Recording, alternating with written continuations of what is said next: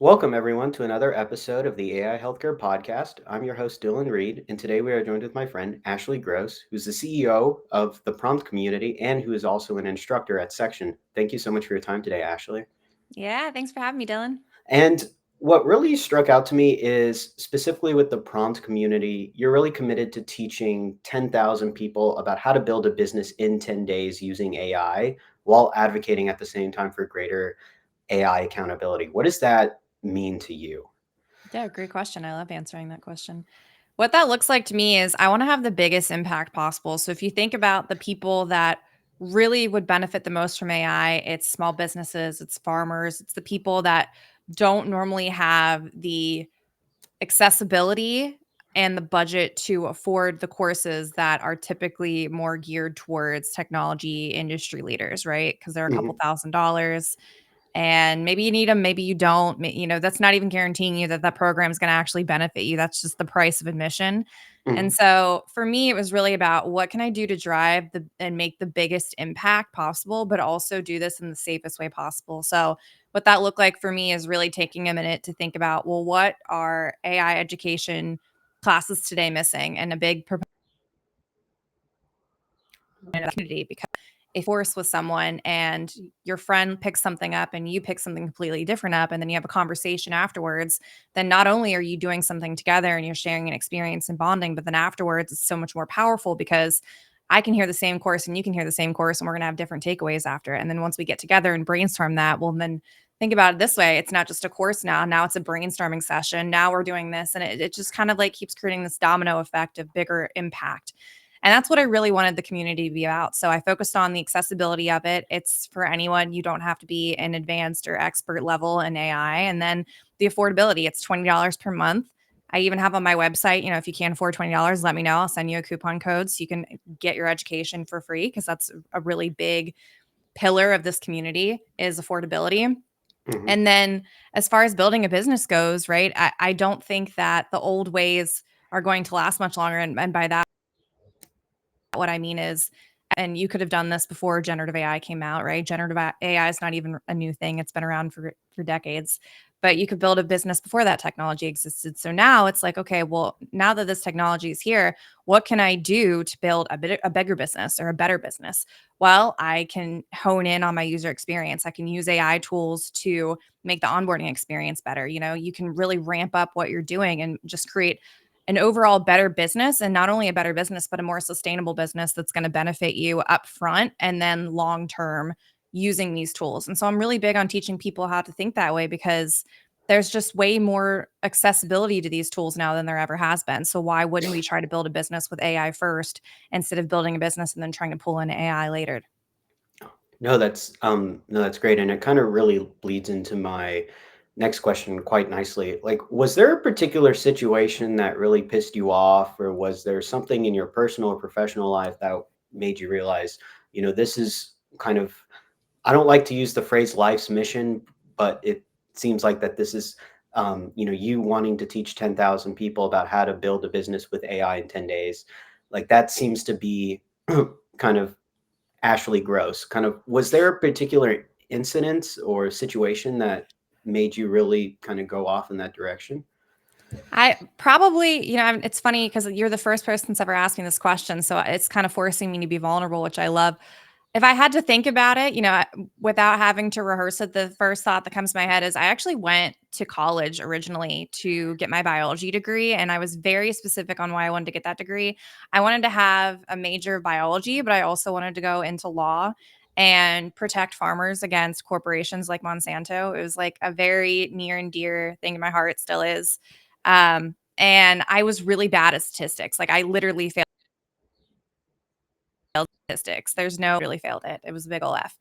To the point that like the biology curriculum I was a part of, they were like, I don't you can keep going, but you're not going to get to where you are with a low GPA since you failed this course. And so I just finished my credits to get an associate's degree and I took a beat and I didn't finish college after that. And I just went right into working in marketing and never really looked back until now. And so for me, when I look at the power of AI, yes, I love educating people on AI. Yes, I would love for people to build businesses and grow generational wealth with AI. But really, this for me, I look at as the foundational building blocks. I need to teach people how to use AI in order to go to that next level. And for me, I have long-term visions. I want to create incubators. I want to create, little research labs of people that just want to come in and play around with these tools and innovate and be curious and figure out how to solve problems, and one of them being farming. Like I really, really think that farming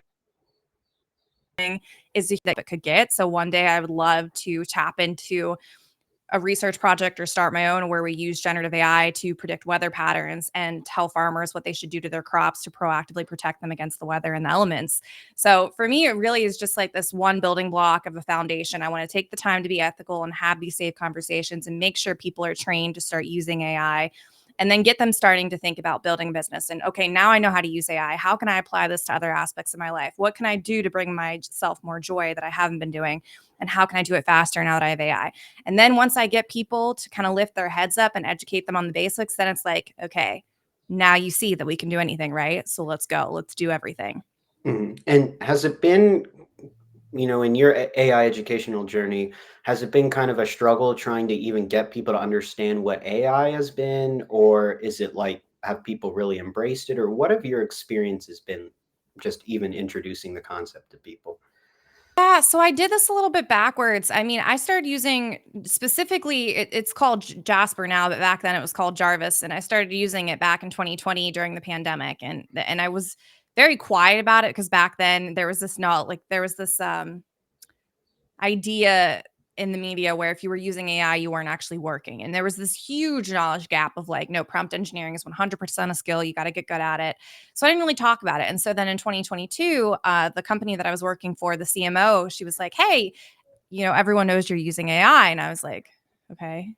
He was like, would you want to teach the marketers how to use it so we can roll out AI in the enterprise? And this was pre ChatGPT. So what I'm getting at is like I had these experiences happen before it was mainstream. And so there was never this thought in my head of like, let's go teach people what generative AI is and the history of generative AI and machine learning and large language models. It was always human first. No other alternative back then. It was like, I'm a human. I learned this by just kind of finding a very specific use case that I enjoyed out of it that had nothing to do with technology other than me using it. And now this is how I'm going to teach other people. So no, it wasn't hard because I was always teaching them within the realm of, what do you not like about your job? Cool. Let's make you like your job a little bit better. We just so happen to be using generative AI to do that. And so when they looked at AI as just that tool and that assistance to getting them to happiness or getting a better work life balance, then it wasn't really that hard to teach them. I would just say if one aspect of educating people on AI is difficult, I would say the ethics part because it's not as sexy, right? It's not like this glamorous use case. You can say, here's what pre AI looked like, and here's post. You're talking about ethics and bias mitigation.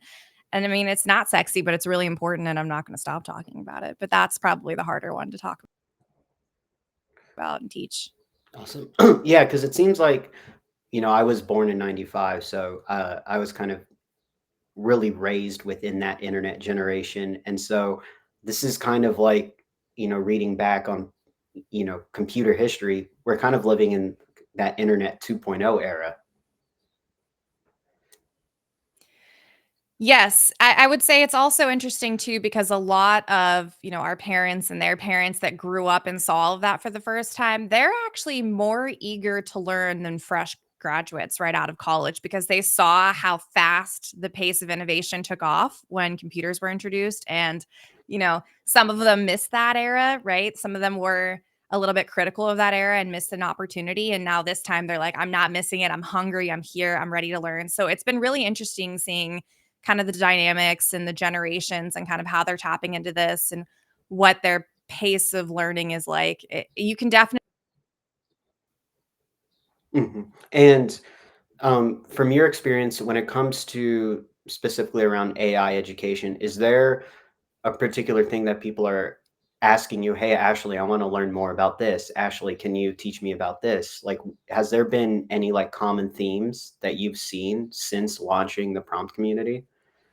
definitely building a business. That was the one that took off, I think, the fastest just because it's very specific, right? Like build a business in 10 days. 10 days is a very attainable number. And so for people, to actually be interested in it, it's because they can see themselves doing it. If I were to say build a business in a year, well, that all of a sudden it doesn't sound that obtainable. It's not that fun anymore. So I would say build a business in 10 days just because they can relate to it. They can picture it. It's something that they can hold on to. It's tangible.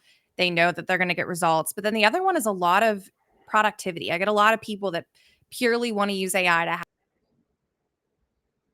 hack productivity in the day, more time with their families. It's really between those two, just productivity, build a business. Those are the two biggest cases I get asked for. And how to kind of change gears a little bit to bring like a more localized approach to this conversation. How is where you're located? How is the AI community? Is it big? Is it small? Like, is it existent? Yeah, it's a little bit of both. So I'm 30 minutes outside of Raleigh. So Raleigh and Durham, between the two of them, are huge tech cities. So there's lots of innovation happening, lots of excitement. I would say, obviously, the smaller towns, they don't have a whole lot of excitement that much garnered. It's a little bit harder to form localized communities because you're using AI. So you're either on your phone or you're on your computer. So for people to actually get together during meetups, which very much exist, don't get me wrong, everyone is going from work where they're on their computers and they're on their phones to like going to a physical space and then getting back on their computers or phones. So there's a little bit of this barrier as far as community local goes. And there's not a lot of conferences. I do aim to change that, but there's not a lot of meetups and workshops and conferences that are truly like hackathon style learning sessions and styles where it's like, let's all open up our computer. Here's what the outcome is going to be today. You have 30 minutes. Let's go. There's not a lot of that. So it's not like an Atlanta or like a No, Nashville. absolutely not. We will be there though. We will get there. I'm determined. Yeah, awesome. And one of the things I wrote a while back was kind of this concept of AI. Specifically, I tended to focus on healthcare unions and not getting involved in the politics of it too much. But basically, I argued that the next wave of AI innovation is going to be in the southern United States. Like that's kind of where I'm putting my bets. If I had, poker chips, I'm going to put it to the table, with AI innovation coming to the South. Specifically, you know, you still have a lot of world-class universities. Like you were saying, you're located outside Raleigh, Durham. You have NC State and Duke in your backyard. Lower cost of living. You still have access to, I would argue world-class hospitals. So, you still kind of have, it seems like down south that you have a lot of the ingredients. It just hasn't been baked into a cake yet. Absolutely. I mean, as far as like you said, as far as universities, we got UNC, we got Duke, we have Google here, we have Microsoft here, we have IBM here. We have so many opportunities and people, it's just going to keep escalating and escalating because it's the cost of living is so expensive in New York and California. So people are coming here. I think North Carolina has been on the map for years, probably like a good 5 to 7 years for one of the best places to move, specifically the Raleigh slash Durham area. It's picking up. Tennessee, people have been coming in waves to Tennessee from, same thing, New York, Chicago, California since the 70s. So we're starting to see so much more. And I'm sure there's lots of people out there that are really, really honed in on AI and technology in general. I would say all emerging technology. It's just actually organizing them and getting them together and driving impact that's missing. Um, you brought up an interesting point. With the field of AI, it seems like that it's both like centralized and also decentralized too as well. Is that kind of what you're seeing in your experiences? I am. My husband obviously is a big crypto. He's had his pulse check for crypto for a long time. I think we've been trading Bitcoin since 2015, 2016. And so I think naturally I have this realm of like decentralization in mind. Hmm. And I really do see that realization happening. But I also think, like all good technology movements, people need to see it all together and governed in order to break it. And so I think that we have two lanes of innovation happening simultaneously where people are like, okay, cool. Like, here's how we make AI work. Great. Like, let's buy into Gemini. Let's buy into ChatGPT. And then in this other lane, it's like, oh, cool. AI is working. Well, if I want this front end, but I want that back end because it works better. And I want this conversational interface in the middle. And I don't want everyone, like, I don't want my data to be centralized to one corporation. I want to own my data. I want to be working with all these small vendors, and together they make a really great product. That I'm going to go that way too. So I think it's really interesting. I'm personally obviously in favor of the intersection of decentralization and AI, just because I think whenever you get really specific with your companies and your vendors and the products that they have, right? Like if I have one small feature, but it's a really great feature and it comes from this company, support company, whole corporation that has maybe one good feature, but I'm paying for all of them, even though I don't need all of them. So it kind of reminds me a little bit, and mind you, I'm not a developer by training. Do you remember when like the cloud first started to come onto the scene, and like Microsoft came out with theirs, and then Amazon, and then Apple? Yes, That was considered like for the time. I think what year are we looking at? Like 2018, 2019, when that started to become a thing. I think so. I Um, couldn't even tell. It's kind of like one of those permanent staples now that it exists. Like I don't even know when it started. It just never went away. but that was like considered revolutionary that you could have like all of this centralized data in like this one apparatus. But now it hasn't even been 10 years yet. And it's like, oh, well, we can also decentralize all this data too if we really wanted to. Right. It's just I want to do with this what I see lots and lots and lots of startups forming, and they're scrappy, and they're able to be scrappy because they're small and they don't need to use Copilot or AWS's interface in order to test these AI tools, right? Like they either built the AI tool themselves or their buddies built it and they were able to test it in beta. And so they can just go in and fly with it. So it kind of brings back this argument that's old, but it's so true. It's like, the bigger you get, the less you can innovate as rapidly. It's just true. Even if you're coming out with big technology and updates, it's like, okay, well, what was that time? What was the length of time to go to market with that it took you because of how many people you have staffed and all the processes that you put in place? Because there's very few companies that grow to a huge size. I mean, I can only really think of Netflix being one of them where they keep this culture of if you know what you're doing and you're here, we trust you, go create it. You don't need our approval for processes, right? So, yeah, it's gonna be to see what happens. I think everything's gonna be disrupted because that's just the nature of the technology industry, and that's kind of what's at bay when you're in this field. Mhm. And well, and it kind of reminds me of like particularly, I can speak best to the political space. It's, kind of with, you saw with Tucker Carlson, and not to get into the story about how, he left Fox News, but it's not just him, but it's a lot of these people, media personalities who are coming up who are like, well, why do I need a big television station when in reality I could just have my own platform and have like 35 million people listen to me rather than 3 million. Right. It's just like anything. Whenever you go out on your own, obviously it's going to be harder because the system that was put in place wasn't meant for you to go out and do your own thing. It was meant for you to work for other people, but it does pay off instrumentally. I'm less than 30. It'll be 30 days this Sunday, so I'm less than 30 days in, and from creating my third business and making more than I was during my 9 to 5, right? And I'm not saying that everyone should go and jump and create their own, business. Right now, I think you should do it safely and think it through, but it's not easy, but it can be done and it's meant to be done. Now, what is the one thing that you've learned since like creating your own business about yourself?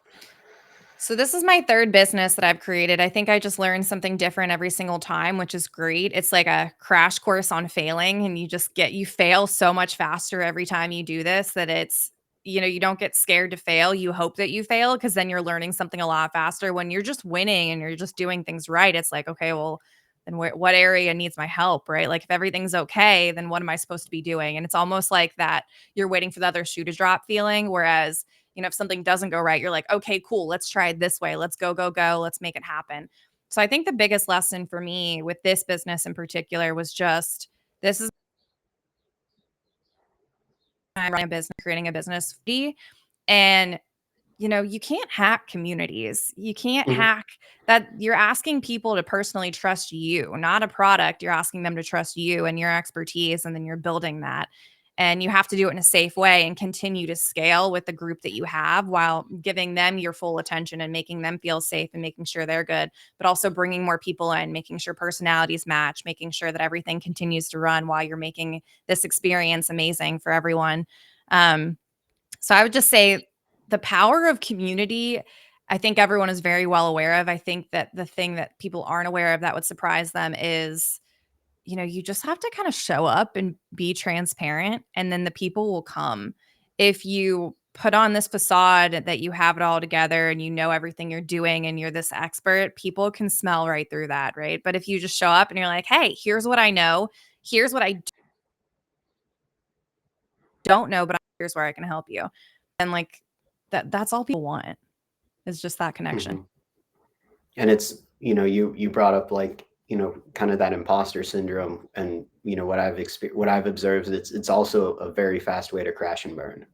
Yeah, I used to judge myself so hard when I first started creating content because ultimately, even if I am teaching and a business owner, I'm a content creator. That's what this is, right? I'm just creating endless amounts of content in different forms on different channels for people to absorb and learn from. So when I first started creating, my LinkedIn posts, I there was like months where I was like, do people actually care? Like, what am I doing? Especially when I start telling jokes and I'm putting them up there. I used to criticize the crap out of myself. And then I just got to this point where I was like, I don't really care because at the end of the day, I'm using this content to bring people in and enhance visibility. And it's not about me. Yeah. Like, really humbling. It's nothing to do with you. Who cares if people are making fun of you? Like, we're on a world that's moving. Like, we're on literally a piece of land in this orbit that's just moving. Like, there's things that are so much bigger than you. So when you think about it that way, it really just forces you to not care as much because it's you're not important in the Yeah. most respectful way possible. It kind of reminds me of that, what is it? That song by Weezer, Island in the Sun. Not to Yeah. age myself, but Yeah. it's, I Yeah. was, Or like All Star by Smash Mouth. That's one that I yeah, always refer to. yeah. I was looking at them when they were released, and I was like, oh my gosh, the songs are almost, what is it, over 20 years old at this point, Yeah. close to 25 years old. I mean, it's still a classic though. You can't Yeah. miss it. They'll never go out of style. No, it's like, I can't tell you, who are these latest pop stars now that are like, but Right. yeah, and my last question, just to kind of bring it back to the topic, is how do you, Ashley Gross, want to contribute to the greater AI conversation?